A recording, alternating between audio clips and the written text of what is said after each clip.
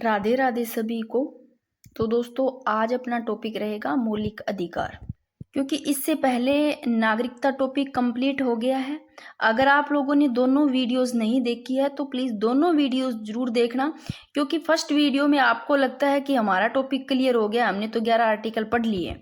बस यही तो गलती मारती है, क्योंकि उसके बाद में जो सेकंड वीडियो में मैंने करवाया है OCI वगैरह सारे जो मैंने करवाए हैं ना, वो बहुत ही ज़्यादा इम्पोर्टेंट है, क्योंकि वहाँ से प्रश्न बनते हैं और वो शायद आप लोगों ने बहुत कम पढ़े होंगे, उनको समझना जरूरी है।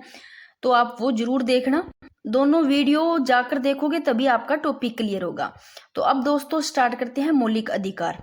अब मौलिक अधिकार सेकंड ग्रेड में तो है, PTI में भी होना चाहिए, बाकी जिन जिन के भी है वो अपना देख लेना सिलेबस में। सबसे पहले बात करते हैं तो प्रावधान की कि मौलिक अधिकार कहाँ से लिए गए हैं। तो अमेरिका ध्यान रखना। भाग की बात करें तो मौलिक अधिकार में भाग 3 आर्टिकल की बात करें तो 12 से 35 तक। अभी दोस्तों इससे पहले अपनों ने क्या पढ़ा था, अपनों ने पढ़ा नागरिकता। तो नागरिकता में भाग 2 था, भाग 2 और आर्टिकल उसमें कहाँ से पढ़े थे, अपने 11 तक पढ़े थे। एक बार आप इस पेज पे देखो कि भाग 1 में क्या आता है, संघ व राज्य क्षेत्र, आर्टिकल 1 से 4 आएंगे इसमें। फिर भाग 2 है सेकंड ग्रेड में जो कि नागरिकता, ये फिर अपनों ने पढ़ा है ना। इससे पहले अनुसूचियां पढ़ी थी जो PTI में है, सेकंड ग्रेड में शायद वो लिखा नहीं है नहीं, बट वो आप एक बार देख लेना, क्योंकि उसमें कुछ चीजें ऐसी है कि बहुत सारी ऐसी चीजें हैं जो आपको इन टॉपिक से भी रिलेटेड आपको पता चलेगा और वहां से क्वेश्चन भी बनते हैं, वो भले ही आपके टॉपिक ना हो। फिर भाग 2 में नागरिकता, जिसमें आर्टिकल 5 से 11 आ गए। फिर भाग 3 आपने कर रहे हैं जिसमें है मौलिक अधिकार, आर्टिकल कितने आते हैं इसमें, 12 से 35। तो आप इन तीनों को ध्यान रखना दोनों को, कि नागरिकता में आर्टिकल 5 से 11, 11 के बाद में 12 से 35 आएगा मौलिक अधिकार में, और भाग 3। ठीक है, जब ये कंप्लीट हो जाएगा टॉपिक फिर अपने करेंगे राज्य के नीति निर्देशक तत्व, क्योंकि मौलिक अधिकार भी काफी बड़ा टॉपिक है। फिर भी मैं बहुत कम वीडियोज में समेटने की कोशिश करूंगी। तो सबसे पहले भाग 3 आर्टिकल 12 से 35 तक पता चल गया कि मौलिक अधिकार है। फिर बात करते हैं कि मूलतः कितने थे, 7 मौलिक अधिकार थे। पहले कितने थे, 7 मौलिक अधिकार थे, बट अब कितने हैं, एक चीज ध्यान रखना, वर्तमान में 6 मौलिक अधिकार है। तो भाई 7 थे पहले, अब 6 है, तो कौन सा हटा दिया गया। तो देखो आर्टिकल जो 31 है ना, 12 से 35 टोटल, देखो 12 से 35 में जो 31 आर्टिकल आता था उसको हटा करके कौन से संविधान संशोधन द्वारा, संशोधन कौन सा, 44वां संविधान संशोधन 1978 द्वारा, आर्टिकल 31 में उल्लेखित क्या था, आर्टिकल 31 में था संपत्ति के अधिकार, इसको हटा करके मौलिक अधिकारों से हटा करके जो आर्टिकल 300A है इसके तहत कानूनी या विधिक अधिकार बना दिया गया है। अब अगर आपको पूछे कि मौलिक अधिकारों में से कौन सा आर्टिकल हटा दिया गया, तो आर्टिकल 31 हटा दिया गया, कौन से संविधान संशोधन द्वारा, 44वां संविधान संशोधन 1978 द्वारा। तो इस अनुच्छेद 31 में क्या था, क्या उल्लेखित था, तो इसमें था संपत्ति के अधिकार, तो इसको हटा करके फिर पूछे कि अब इसको कौन सा अधिकार कानून बना दिया गया है, तो इसको बना दिया गया कानूनी या विधिक अधिकार बना दिया गया, जो आर्टिकल 300A कहता है। ठीक है, पूछे कि मूलतः कितने मौलिक अधिकार थे, पहले 7 थे, वर्तमान में फिर कितने अच्छे हैं, क्योंकि ये हटा दिया गया। अब बात करते हैं सबसे पहली लाइन कि अपनों ने जब पढ़ा था संविधान, तो मैंने आपको बताया था सबसे पहले यानी कि जो बाल गंगाधर तिलक है, इन्होंने सर्वप्रथम मौलिक अधिकारों की मांग की।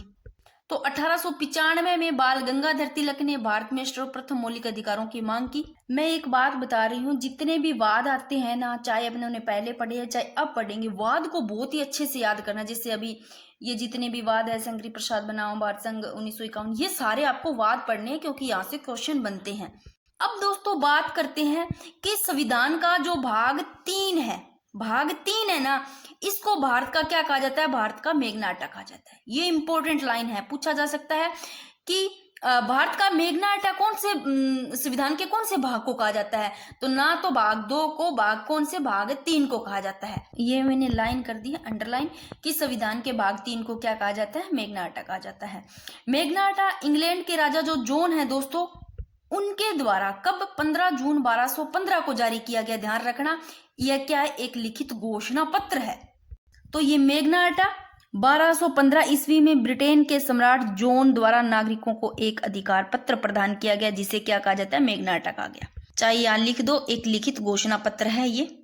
ठीक है, अब तक अपनों ने देखा, एक बार फिर से देख लो। अपने पढ़ रहे हैं मौलिक अधिकार, मैं इसी तरह पढ़ाती हूँ। प्रावधान अमेरिका से, भाग 3, आर्टिकल 12 से 35 तक मौलिक अधिकार में ध्यान है, ठीक है। फिर मूल अधिकार यानी कि मौलिक अधिकार, ये मूलतः कितने थे मूल अधिकार, यानी कि पहले कितने थे, मूल में 7 थे, तो वर्तमान में 6। फिर हटा कौन सा दिया गया, अनुच्छेद 31 को हटा दिया गया, उसमें उल्लेखित संपत्ति के अधिकार थे। और कौन से संविधान संशोधन द्वारा, 44वें संविधान संशोधन 1978 द्वारा। तो उसको क्या बना दिया गया, जो अनुच्छेद 300A है, इसके तहत कानूनी या विधिक अधिकार बना दिया गया, जो आर्टिकल 31 को, ठीक है। ये बात समझ में आ गई। तो सबसे पहले मौलिक अधिकारों की मांग करने वाले सबसे पहले बाल गंगाधर तिलक, जिन्होंने 1895 में की। फिर बात करते हैं संविधान का जो भाग ये 3 पढ़ रहे हैं, जिसमें मौलिक अधिकार है, इसको मैग्ना कार्टा कहा जाता है, जो एक लिखित घोषणा पत्र है। अब बात करते हैं अपने आर्टिकल, पढ़ेंगे कहाँ से, अपने पढ़ेंगे दोस्तों 12 से 35, ठीक है, जिसमें 31 को तो हटा दिया गया। सबसे पहला आर्टिकल पढ़ते हैं, चलो। वैसे आप प्लेलिस्ट चेक करोगे ना, तो मैंने इसको मतलब एक ही वीडियो में कंप्लीट करवा रखा है, पर इसमें फुल डिटेल से है, वो आप पहले वहां से भी देख सकते हो, जब आप पहले थोड़े मंथ पहले की वीडियोस है उसमें डाली हुई। तो इसमें तो बहुत सारा डीपली है, इतना डीपली आएगा मौलिक अधिकार कि जिस हिसाब से अब प्रश्न बन रहे हैं ना, उस हिसाब से कोई प्रश्न बाहर ना आ जाए, कोशिश यही रहती है अपनी, क्योंकि अब कोई भरोसा तो रहा नहीं ना। तो आर्टिकल 12 की बात करते हैं, तो आर्टिकल 12 में क्या है दोस्तों, राज्य की परिभाषा, अर्थ व परिभाषा, राज्य की परिभाषा आर्टिकल 12 में है। इन आर्टिकल को पढ़ने से पहले एक वेरी वेरी इंपॉर्टेंट एक पेज पे अपने देखते हैं, जो कि बहुत ज्यादा महत्वपूर्ण है। इस पेज को पढ़ो, जो मोस्ट इंपॉर्टेंट है, क्योंकि मैंने ये बताया था, जब मैंने अभी इससे पहले आपको क्या करवाया था, नागरिकता, उसमें मैंने ये सारे आर्टिकल बताए थे कि जो केवल भारतीयों को है, विदेशियों को प्राप्त नहीं है। वो कौन से आर्टिकल है, और ये क्वेश्चन आरपीसी सेकंड ग्रेड में पूछा गया है, कौन से अधिकार जो केवल भारतीयों को है, वो कौन से अनुच्छेद है। तो अनुच्छेद 15, 16, फिर 1, 19, फिर 29, 30, ये केवल भारतीयों को प्राप्त है, जो कि विदेशियों को नहीं प्राप्त है। तो भाई इन भारतीय नागरिकों के साथ साथ विदेशी नागरिकों को प्राप्त अधिकार, फिर ये कौन से इनमें आ जाते हैं आर्टिकल में, तो आर्टिकल 14, 20, 21 और 1, 21A और 22 और फिर 23, 24 आगे, फिर 25 से 28, यानी कि ये सारे आर्टिकल भारतीय नागरिकों के साथ साथ विदेशी नागरिकों को भी प्राप्त है। तो इनको पहले देखते हैं कौन कौन से आर्टिकल है, क्योंकि ये इंपॉर्टेंट है, ये वाला पेज है ना। तो जो केवल भारतीयों को प्राप्त, अगर आपको पूछे इन आर्टिकल, इन सारों में से आर्टिकल दे करके, कुछ इधर 2 इधर दे दिए, 2 इधर दे दिए, या फिर एक लाइन में सारे आर्टिकल ये दे दिए, एक लाइन में मतलब इनमें से कुछ दे दिए, फिर कुछ एक मिक्स इसमें से कर दिया, कोई और दे दिया, तो सारे आर्टिकल जो केवल भारतीयों को है इनमें से पूछे, तो आपको ये ध्यान रखना है। जिसमें अनुच्छेद 15 में धर्म, मूल, वंश, जाति, लिंग या जन्म, इन सब के आधार पर, जन्म स्थान के आधार पर विभेद का प्रतिषेध, यानी कि इनके आधार पर क्या भेदभाव नहीं किया जाएगा, जो आर्टिकल 15 में। 16 में है लोक नियोजन के विषय में अवसर की समता, और 19 में है वाक व अभिव्यक्ति एवं शांतिपूर्व एवं सशस्त्र रहित सम्मेलन, यानी कि बिना हथियारों के और संघ व सरकारी समिति बनाने, भारत के राज्य क्षेत्र में आवास, संचरण एवं बसने की तथा व्यापार की स्वतंत्रता। मैंने इनको पहले अच्छे से बता रखा है कि इन जो आर्टिकल 19 में आती है बोलने की, ये सबकी इनकी जो है स्वतंत्रता, ये 19 में है। फिर आर्टिकल 29 में अल्पसंख्यक वर्गों के हितों का संरक्षण, 29 में। तो 30 में क्या है, शिक्षण संस्थाओं की स्थापना और प्रशासन करने का अल्पसंख्यक वर्गों का अधिकार। तो आपको आर्टिकल ध्यान रखने हैं, अगर इनका पता है तो आर्टिकल सीधा पूछे तो 15, 16, फिर एक 19 आता है बीच में, 29, 30, ये है केवल भारतीयों को। तो भाई भारतीयों के साथ साथ विदेशी नागरिकों को प्राप्त कौन से अधिकार है, ये, जिसमें आर्टिकल 14 है विधि के समता और विधियों का समान संरक्षण, जो 14 में आता है। समता 14 ऐसे लेना, समान सम, यानी कि 14 सम सम समान है, ऐसे लेना 4, 2 और 2 डबल करते हैं तो 4 बनता है, ऐसे ले लेना, याद रह जाएगा। फिर 20 में है अपराधों के लिए दोष सिद्धि के संबंध में संरक्षण, आर्टिकल 20 में, जो भी भारतीय और विदेशी दोनों को है। ये दोनों आर्टिकल इंपॉर्टेंट है, जो कि 21 में तो है जीवन का अधिकार और 21A में है शिक्षा का अधिकार। जब इन आर्टिकलों को आगे पढ़ेंगे तो फुल डिटेल से पढ़ेंगे, एक बार आप सीधा देख लो कि केवल भारतीयों को ही नहीं, ये विदेशियों को भी प्राप्त है जो आर्टिकल है। तो 21 और 21A जिसमें शिक्षा का अधिकार है, इंपॉर्टेंट पूछा गया ये। और अनुच्छेद 22 जिसमें कुछ दशाओं में गिरफ्तारी एवं निरोध से संरक्षण, ये भी भारतीयों और जो विदेशी है इनको प्राप्त है। आर्टिकल 23 और 24 इसमें शोषण के विरुद्ध का अधिकार जो कि दोनों को है।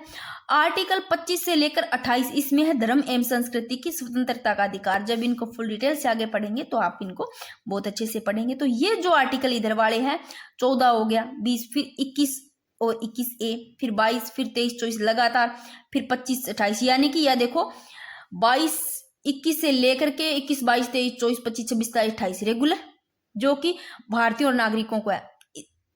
20 से ही ले लो रेगुलर, 20 से चल रहा है ना 28 तक, एक 14 आर्टिकल। ठीक है, तो आप इस पेज पे एक बार देख लो।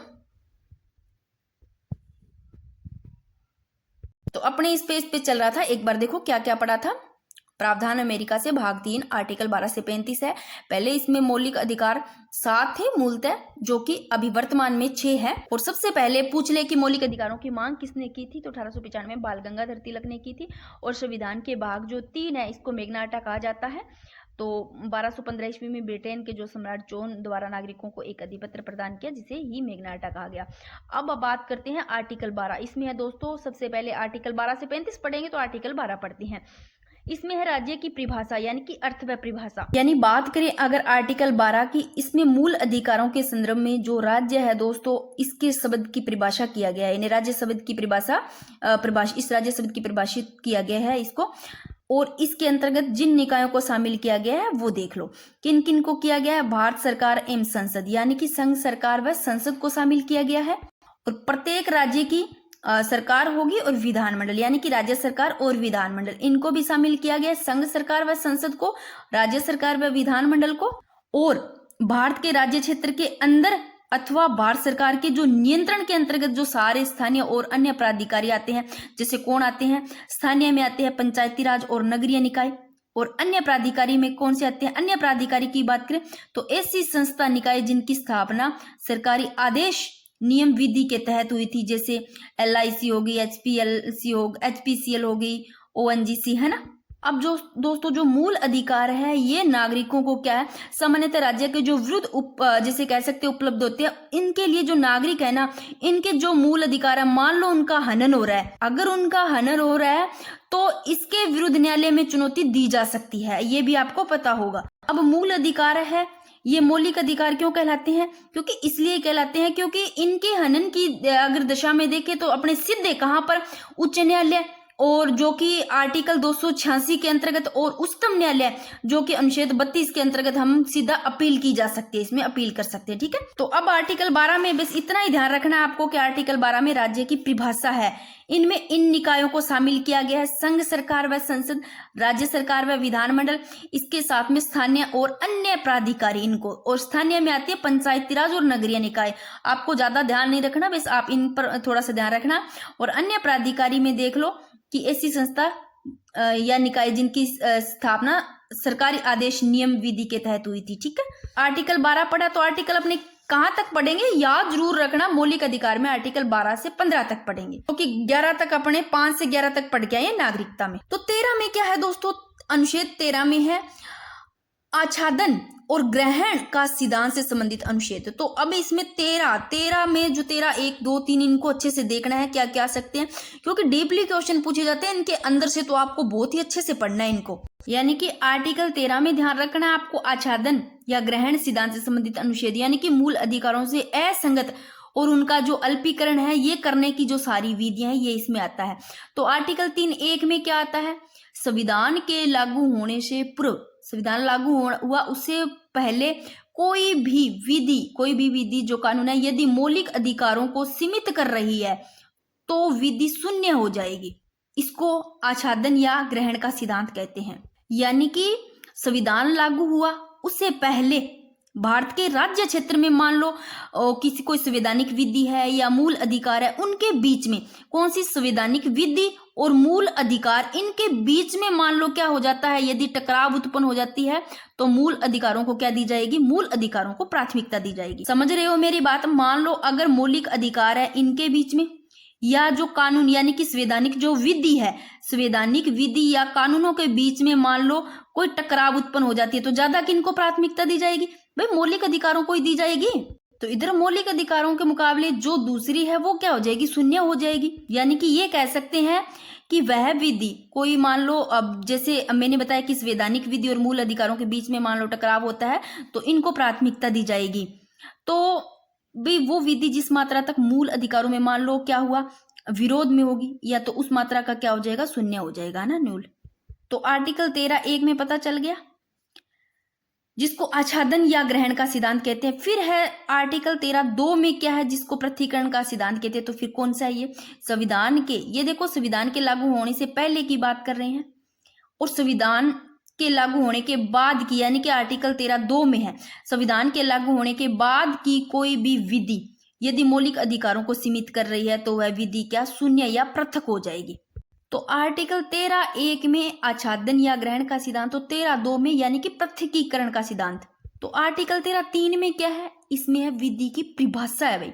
संसद या विधानमंडल द्वारा बनाया गया कोई भी कानून, राष्ट्रपति या राज्यपाल द्वारा जारी अध्यादेश या किसी भी प्रकार का नियम, विनियम, आदेश, अधिसूचना एवं ऐसी प्रथा जो विधि को प्रभावी बनाती है तो विधि की परिभाषा में शामिल होगी। यानी कि आर्टिकल 13(3) है ना, ये करता है विधि की जो परिभाषा है, परिभाषा इसको यानी कि विधि की परिभाषित किया गया है आर्टिकल 13(3) में। किसको परिभाषित किया गया है, तो विधि को, आर्टिकल 13(3) में। तो इसमें किन को शामिल किया गया है 13(3) में, 13(3) में संसद और राज्य विधानमंडलों द्वारा पारित जो विधि हैं उनको शामिल किया गया है। राष्ट्रपति और जो राज्यपाल है इनके द्वारा जो जारी अध्यादेश है इनको शामिल किया गया है। और किनको शामिल किया गया है, शासकीय जैसे आदेश हो गए, नियम हो गए और विनियम हो गए, अधिसूचना, इन सब को क्या किया गया है, इसमें शामिल किया गया है। और एक लाइन चाहे और लिख लेना कि विधि का बल रखने वाली जो रूढ़ियां होती है ना, जैसे प्रथाएं होती है, उनको भी शामिल किया गया है। इन सबको शामिल किया गया है। मैं इनके अंडरलाइन लगा देती हूँ और एक लाइन और लिख देती हूँ। अब जो ये है ना वाद, इनको जरूर ध्यान रखना। इससे पहले थोड़ा सा देखो कि अपनों ने क्या देखा है। देखो सबसे पहले तो देखा है कि बार बार ऐसे करोगे तो याद भी हो जाएगा क्लास में, कि मौलिक अधिकार की बात करें तो अमेरिका से लिए गए प्रावधान, अमेरिका से भाग 3 आर्टिकल अपने 12 से 15 पढ़ेंगे। इसमें मौलिक अधिकार में 31 को हटा दिया गया है, जो कि 44वां संविधान संशोधन 1978 द्वारा हटाया गया। संशोधन भी ध्यान रखना कौन से द्वारा। फिर जो इसमें 31 में था संपत्ति के अधिकार, इसको हटा करके और मौलिक अधिकारों से हटा दिया गया इसको। और जो आर्टिकल 301 है 300(a) है, इसके तहत किसका, कानूनी या विधिक अधिकार बना दिया गया है। पहले कितने थे, वर्तमान में 6 मौलिक अधिकार है, मूलतः 7 थे, ठीक है ना। सबसे पहले मांग करने वाले इस बाल गंगाधर तिलक का मौलिक अधिकारों की, और संविधान का जो ये भाग 3 पढ़ रहे हैं जिसमें मौलिक अधिकार है, इसको ही मैग्ना कार्टा कहा जाता है। और जो सबसे पहले अनुच्छेद पढ़ेंगे 12, उसमें दोस्तों क्या है, राज्य की परिभाषा है, ठीक है ना। इन सब निकायों को शामिल किया गया है। फिर पढ़ा अपनों ने भाग अनुच्छेद 13, अनुच्छेद 13 में आच्छादन या ग्रहण सिद्धांत से संबंधित अनुच्छेद, जो 13(1) में है आच्छादन या ग्रहण का सिद्धांत संविधान के लागू होने से पूर्व की बात कहता है अनुच्छेद 13(1), और 13(2) संविधान के लागू होने के बाद की बात कहता है। यानी कि अगर कोई संवैधानिक विधि या मौलिक अधिकारों में टकराव होता है तो ज्यादा मौलिक अधिकारों को क्या दे दी जाएगी, प्राथमिकता दी जाएगी। तो जो विधि थी वो क्या हो जाएगी, जैसे मौलिक अधिकारों को सीमित कर रही है ये विधि, तो वो विधि शून्य हो जाएगी और इसमें पृथकीकरण या फिर शून्य हो जाएगी 13(2) में। या इसमें संविधान लागू होने के बाद की बात करता है 13(2). कोई भी मान लो विधि है, यदि मौलिक अधिकारों को क्या कर रही है, सीमित कर रही है, तो वो विधि शून्य या पृथक हो जाएगी, जिसको पृथकीकरण का सिद्धांत 13(2). फिर 13(3) में क्या है, विधि की परिभाषा है 13(3) में, ठीक है, जो कि आर्टिकल 13(3) है, ये किसको परिभाषित करता है, विधि को परिभाषित करता है। तो इसमें देख लो कौन कौन शामिल है। इसमें संसद या विधानमंडल हो गया, इनके द्वारा विधियां, संसद या मैं थोड़ा अंडरलाइन कर देती हूँ, 13(3) में संसद अथवा राज्य विधानमंडल द्वारा पारित विधियां शामिल है। और ये देखो राष्ट्रपति राज्यपाल का ध्यान रखना, राष्ट्रपति और राज्यपाल द्वारा जारी जो अध्यादेश है वो शामिल है। इसके साथ ये आप सारे ध्यान रखना, विनियम, नियम हो गया, आदेश, अधिसूचना, ये सब शामिल है, विधि को परिभाषित में शामिल है, ठीक है। इसके साथ में विधि का बल रखने वाली जो रूढ़ियां यानी कि प्रथाएं हैं। फिर देखते हैं बात वेरी वेरी इंपॉर्टेंट, ये देखो कि एक तो है दोस्तों कौन सा, शंकरी प्रसाद बनाम भारत संघ 1951, कौन सा, शंकरी प्रसाद बनाम भारत संघ 1951, और एक है सज्जन सिंह बनाम राजस्थान संघ 1965। इनमें क्या उच्चतम न्यायालय ने कहा है कि संविधान संशोधन की प्रक्रिया विधि की परिभाषा में शामिल नहीं है। अतः मौलिक अधिकारों में संशोधन किया जा सकता है। कौन से कहते हैं? एक तो शंकरी प्रसाद बनाम बार संघ 1951 और सज्जन सिंह बनाम राजस्थान संघ 1965। ऐसे देना, शंकरी और सज्जन ये दोनों कहते हैं। इसे याद रखना, 51 65 ऐसे याद रखना कि उच्चतम न्यायालय ने कहा कि संविधान संशोधन की प्रक्रिया की परिभाषा में शामिल नहीं है, अतः मौलिक अधिकारों में संशोधन किया जा सकता है। यानी कि इसमें जो सर्वोच्च न्यायालय है उन्होंने क्या माना है कि अनुच्छेद जो 13(2) है इसके अंतर्गत परिभाषित विधि में शामिल नहीं है, इसलिए संसद संविधान के द्वारा मौलिक अधिकारों में संशोधन कर सकती है। ठीक है ना, किया जा सकता है। फिर बात करते हैं एक और, देखो गोलकनाथ बनाम पंजाब राज्य 1967, वेरी वेरी इंपॉर्टेंट है। गोलकनाथ बनाम पंजाब राज्य 1967, उच्चतम न्यायालय ने इसमें कहा है कि संविधान संशोधन की प्रक्रिया विधि की परिभाषा में निहित है, अतः मौलिक अधिकारों में शामिल नहीं किया जा सकता। गोलकनाथ तो कहता है कि इसमें जो कि संविधान में संशोधन की प्रक्रिया में जो विधि है, विधि की परिभाषा में निहित है, बट मौलिक अधिकारों में शामिल नहीं किया जा सकता। तो ये वाला क्या कहता है? तो इसमें सर्वोच्च न्यायालय ने यह स्पष्ट कर दिया कि अनुच्छेद 13(2), चाहे आप लिख लेना यहाँ पर, अनुच्छेद 13(2) में वर्णित विधि के अंतर्गत सभी प्रकार की विधियां क्या है? शामिल है। और अनुच्छेद जो 368 है इसके अंतर्गत संविधान संशोधन के द्वारा मौलिक अधिकारों को क्या नहीं कर सकती? कम नहीं कर सकती। ठीक है, जो एक मैंने यहाँ पर लाइन लिखी है, 24वां जो संविधान संशोधन है 1971, इसके द्वारा अनुच्छेद 13(4) जोड़ा गया। भाई आपको ये बोरिंग लग रहा होगा, पर इनको आप देखना है, याद करना है, क्योंकि ऐसे क्वेश्चन पूछे जाते हैं और ऐसे पढ़ने का भी मन नहीं करता है। तो 24वां संविधान संशोधन 1971 द्वारा अनुच्छेद 13(4) जोड़ा गया। पूछ ले कि देखो यहाँ पढ़े है अपने अनुच्छेद 13(3), तो भाई जो 13(4) पढ़ेंगे ये जोड़ा गया है, बाद में जोड़ा गया है। कब जोड़ा गया? पूछ ले कि 13(4) बाद में जोड़ा गया कौन से संविधान संशोधन द्वारा? तो 24वें संविधान संशोधन 1971 द्वारा जोड़ा गया, जिसमें प्रावधान किया गया कि संविधान संशोधन की प्रक्रिया विधि की परिभाषा में शामिल नहीं है।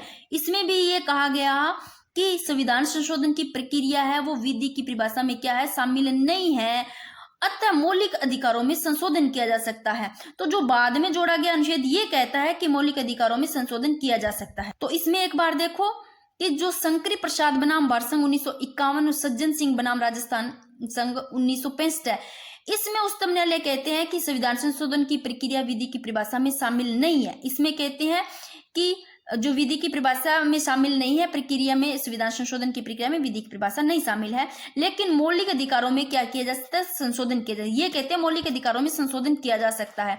जो गोलकनाथ बनाम पंजाब राज्य 1967 है, इसमें उच्चतम न्यायालय ने कहा कि संविधान संशोधन की प्रक्रिया विधि की परिभाषा में निहित है, तथा मौलिक अधिकारों में शामिल नहीं है। इन्होंने तो कहा, गोलकनाथ बनाम पंजाब राज्य 1967 है, इसमें तो यही कहा कि आर्टिकल जो 13(2) है इसमें वर्णित विधि के अंतर्गत सभी प्रकार की विधियां क्या है? शामिल है, जैसे सामान्य विधि, संविधान संशोधन विधि, बट इनमें मौलिक अधिकारों में क्या नहीं किया जा सकता? संशोधन नहीं किया जा सकता, मौलिक अधिकारों को कम नहीं किया जा सकता। फिर बाद में जोड़ा गया आर्टिकल 13(4), जो कि 24वें संविधान संशोधन 1971 द्वारा जोड़ा गया, जिसमें यह प्रावधान किया गया कि संविधान संशोधन की प्रक्रिया की विधि की परिभाषा में शामिल नहीं है। इसमें भी जो नया जोड़ा गया भाई, इसमें भी कह दिया कि जो कि संविधान संशोधन की प्रक्रिया की विधि की परिभाषा इसमें शामिल नहीं है, बट मौलिक अधिकारों को में संशोधन किया जा सकता है। फिर बात करते हैं नेक्स्ट की केशवानंद भारती बनाम केरल राज्य, वेरी वेरी इंपॉर्टेंट, ये पहले भी अपनों ने पढ़ा है। केशवानंद भारती बनाम केरल राज्य, ध्यान रखना, केशवानंद भारती बनाम केरल राज्य 1973।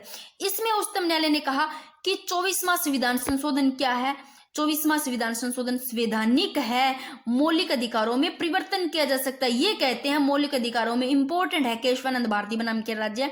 तो ये कहते हैं कि 24वां संविधान संशोधन संवैधानिक है, क्या है? मौलिक अधिकारों में परिवर्तन किया जा सकता है, लेकिन संविधान का मूल ढांचा प्रभावित नहीं होना चाहिए। अगर संविधान का जो मूल ढांचा है ना वो प्रभावित नहीं हो तो मौलिक अधिकारों में परिवर्तन किया जा सकता है। ये लाइन जरूर ध्यान रखना। ये कहते हैं कि मौलिक अधिकारों में हाँ परिवर्तन किया जा सकता है, जो पहले की बात करते हैं मूलतः, तो वो मूल ढांचा वो प्रभावित नहीं होना चाहिए। भाई अब तक अपन ने देखा कौन कौन से देखे? आर्टिकल 12 देखा, फिर 13 देखा, 13(1), 13(2), 13(3) देखा, फिर 13(4) देखा जो कि बाद में जोड़ा गया, 24वां संविधान संशोधन 1971 द्वारा जोड़ा गया। ठीक है, फिर अब बात करते हैं 13 के बाद में आर्टिकल 14 आता है। तो अनुच्छेद 14 से 18, टोटल आर्टिकल 5 हो गए। 14 से 18 इसमें है समता का अधिकार। तो 14 से 18 में समता का अधिकार, ये 18 तक पढ़ेंगे, जिसमें आर्टिकल जो पहला ही पहला आता है 14 में क्या है? विधि के समक्ष समता, यानी कि कानूनी विधिक समानता आर्टिकल 14 में है। तो सबसे पहला आर्टिकल 14 जिसमें कानूनी या विधिक समानता, इसमें देखो दो प्रकार के, एक तो विधिक समता, विधि के समक्ष समता, और एक विधियों का समान संरक्षण। तो आपको ये पहले दो चीजें ध्यान रखनी है कि विधि के समक्ष समता ये कहां से ग्रहण किया गया है, दोनों इंपॉर्टेंट है, बनते हैं क्वेश्चन, तो इसको ध्यान रखना है कि विधि के समक्ष क्षमता तो ब्रिटेन से ग्रहण किया गया, विधियों को समान संरक्षण अमेरिका से। आपको ये चीज ध्यान रखनी है। फिर बात करते हैं विधि के समक्ष क्षमता, इसमें क्या है कि कानून के आधार पर किसी भी व्यक्ति के साथ क्या भेदभाव नहीं किया जा सकता, यानी कैसा भी प्रकार का हो, चाहे वो कानून के आधार पर उस व्यक्ति के साथ भेदभाव नहीं किया जाएगा, तो फिर इसकी प्रकृति तो नकारात्मक हो गई। अगर मानते हैं अपने कि जैसा व्यवहार करेगा उसके साथ जैसा व्यवहार करेंगे तो उसकी प्रकृति होती है सकारात्मक। भाई इसमें तो कह रहा है विधि के समक्ष क्षमता, यानी कि सभी के साथ क्या है? एक जैसा व्यवहार, यानी किसी कानून के आधार पर किसी के व्यक्ति के साथ क्या नहीं कर सकते? भेदभाव नहीं किया जा सकता विधि के समक्ष क्षमता में, जिसकी प्रकृति नकारात्मक है। फिर है विधि के समान संरक्षण, तो ये अमेरिका से लिया, यानी कि समान के समान व्यवहार, यानी कि समान के साथ क्या करेंगे? जैसा व्यक्ति है उसके साथ वैसा व्यवहार करेंगे, और असमान के साथ असमान व्यवहार। तो प्रकृति क्या हो गई कि इसकी सकारात्मक, अगर कोई गलत है तो उसके साथ मान लो वैसा ही व्यवहार किया जाएगा, अच्छा है तो अच्छा। तो समान के साथ समान, असमान के साथ समान, असमान, यानी कि जैसा है बंदा उसके साथ वैसा व्यवहार। तो आर्टिकल 14 पढ़ लिया आप लोगों ने।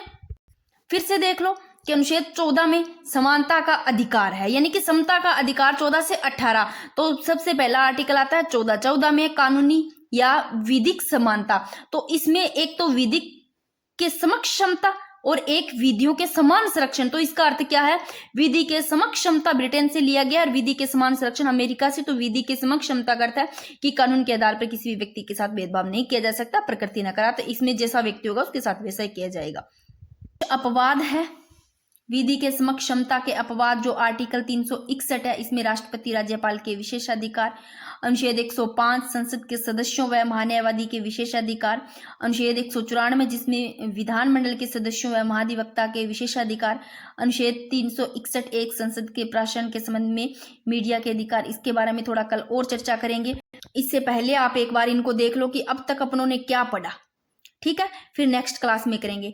देखो मौलिक अधिकार की बात करें भाग 3 में आर्टिकल 12 से 35 है इसमें, ठीक है ना। और जो एक आर्टिकल कौन सा हटा दिया गया? 31, ठीक है ना।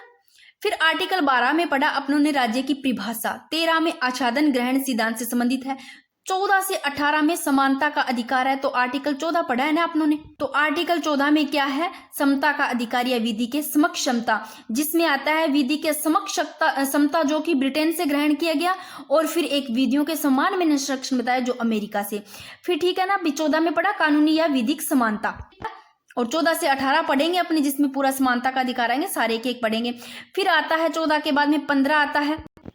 देखो एक बार इनको थोड़ा सा देख लेते हैं, बाकी कल करेंगे। 15 की बात करते हैं तो अनुच्छेद 15 में सामाजिक समानता।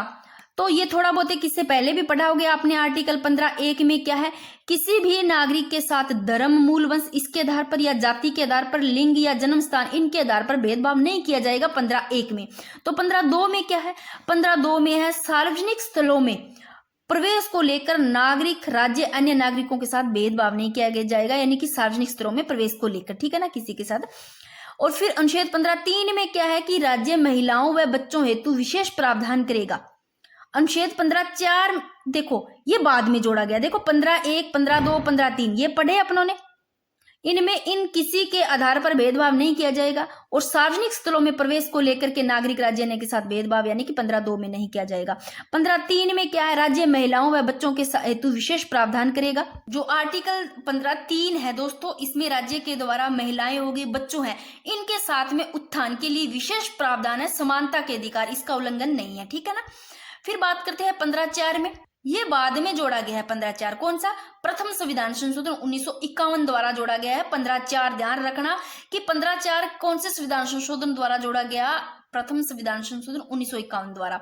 इसमें SC ST पिछड़ा वर्ग को सामाजिक शैक्षणिक पिछड़ेपन के आधार पर राज्य विशेष जो प्रावधान है वो करेगा 15(4) में। यानी कि राज्य के द्वारा जो सामाजिक है, शैक्षिक रूप से जो पिछड़े वर्ग हो गए लोग है ना, अनुसूचित जाति जनजाति, इनके उत्थान के लिए किए गए जितने भी उपाय हैं उनको समानता के अधिकार का इसमें उल्लंघन नहीं किया जाएगा, ठीक है। और ये अनुच्छेद ना ही जो आर्टिकल 29(2) है उसके विरुद्ध होगा, और इसको प्रथम संविधान संशोधन द्वारा जोड़ा गया। फिर आता है अनुच्छेद 15(5), ये भी बाद में जोड़ा गया। देखो आपको ध्यान रखना है, आर्टिकल 15 है जिसमें सामाजिक समानता पढ़ रहे हैं अपने। 15(1) में इन सब के आधार पर भेदभाव नहीं किया जाएगा। 15(2) पर सार्वजनिक स्थलों में, और 15(3) में जो महिलाएं बच्चे इनका विशेष प्रावधान है, इनको भी किसी भी प्रकार का इनका उल्लंघन नहीं किया जाएगा। और 15(4) इसमें जो ये है SC ST पिछड़े वर्ग इनके आधार पर विशेष प्रावधान करेगा। 15(4) ये जोड़ा गया प्रथम संविधान संशोधन 1951 द्वारा। तो फिर 15(5) आता है, ये भी बाद में जोड़ा गया। कब? ये 15(5) में ही 2005 में जोड़ा गया। संविधान संशोधन कौन सा? 93 संविधान संशोधन 2005 द्वारा 15(5) जोड़ा गया, जिसमें आता है ST ST पिछड़े वर्ग को सामाजिक शैक्षणिक पिछड़ेपन के आधार पर शिक्षण संस्थानों में प्रवेश में विशेष प्रावधान। इनको शिक्षण जो ये सारे हैं ना, इनको शिक्षण संस्थाओं में प्रवेश में विशेष प्रावधान 15(5) में जोड़ा कब गया? 93 संविधान संशोधन 2005 में। यानी कि उच्च या निजी शिक्षण संस्थाओं में प्रवेश में आरक्षण मिलेगा। तो ये तो आप सभी को पता भी होगा।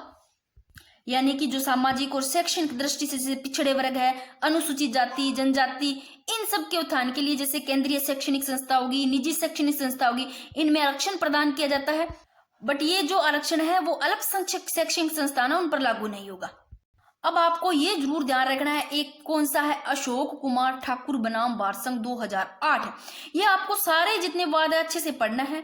अशोक कुमार ठाकुर बनाम भारत संघ 2008 है। उच्चतम न्यायालय ने इसमें कहा कि 15(5) को संवैधानिक माना। तो उच्चतम न्यायालय ने कौन से ये जो वाद है उनके अनुसार कहा कि 15(5) को क्या माना? संवैधानिक माना। तो अशोक कुमार ठाकुर बनाम भारत संघ 2008 के अनुसार। फिर एक जनहित अभियान बनाम भारत संघ 2022, और उच्चतम न्यायालय ने इसमें कहा कि EWS के आरक्षण को संवैधानिक माना। कौन से? जनहित अभियान बनाम भारत संघ 2022। EWS समझ रहे हो? आर्थिक रूप से पिछड़े वर्ग है इनको, ठीक है। फिर आता है आर्टिकल 15(6), ये भी बाद में जोड़ा गया। कब? 15(6) जोड़ा गया। 6 का आधा कर दो यानी कि 3, या 103वां संविधान संशोधन 2019 द्वारा जोड़ा गया। इसमें आर्थिक पिछड़ेपन के आधार पर जो EWS है, आर्थिक पिछड़ेपन, इनके आधार पर शिक्षण संस्थानों में प्रवेश कितना? 10% आरक्षण 15(6) में अनुच्छेद। यानी कि इसमें राज्य सरकारी सहायता प्राप्त और जो निजी शैक्षणिक संस्थाएं हैं उसमें प्रवेश के लिए जो आर्थिक रूप से जो पिछड़े वर्ग है इनके लिए अधिकतम कितना? 10% आरक्षण का क्या किया गया है? प्रावधान किया गया है आर्टिकल 15(6) में। तो ये बहुत ज्यादा इंपॉर्टेंट है, आपको ध्यान रखना है। तो ये कल देखेंगे भारत में 3 प्रकार के आरक्षण कौन कौन से हैं, फिर आगे सारे आर्टिकल जितने भी हैं वो पढ़ेंगे, ठीक है ना। तो एक बार इनको देख लो, अपनों ने जितना पढ़ा है नेक्स्ट क्लास में करेंगे।